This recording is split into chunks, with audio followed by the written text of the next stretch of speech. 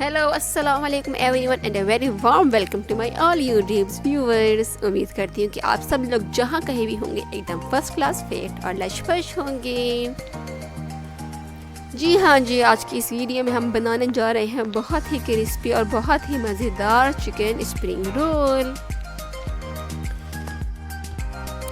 और आप इसको बहुत आसानी से घर में बना सकते हैं, अपने अफ्तार का एक मेन्यू बना सकते हैं और इंजॉय कर सकते हैं।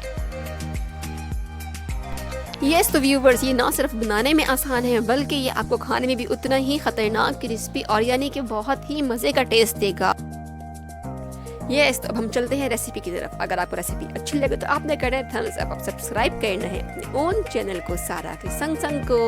आइए चले रेसिपी देख के आते हैं जल्दी से। Ton ton.